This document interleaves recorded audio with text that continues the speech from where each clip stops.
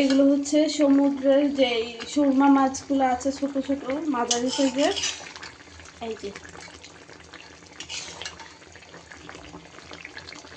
ওই সুরমা মাছগুলো টমেটো দিয়ে ভুনা করতেছি। এখানে দেওয়া হচ্ছে একটু আদা, একটু যে 2-3টা এলাচ, তারপর হচ্ছে টক দই, একটু পোস্ত বাটা, এগুলো বেটে পেঁয়াজের সাথে কষে তারপরে ঝোল দিচ্ছি। আর হচ্ছে টক দই দিচ্ছি এখানে একটু, যেটা এটা একবারে ভুনা মাখা মাখা ভুনা হবে, মানে হালকা ঝোল।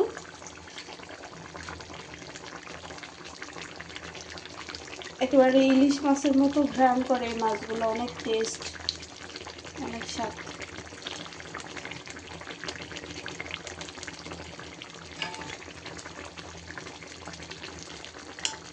এখন যে টমেটো দিয়ে মাছগুলো সব ভুনা করেছি, এই যে পুরা কেটে কেটে আস্তে আস্তে করে করছি।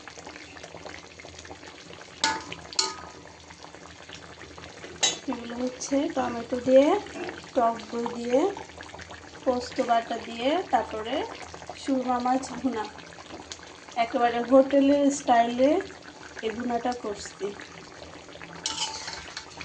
উপরে ঝোল লাগতেছে, আসলে একটু ঝোল নাই, সামান্য একটু। এটা স্বাদ কিন্তু অন্যান্য মাছের তুলনায় অনেক স্বাদ, ইলিশ মাছের মতো। টাটা।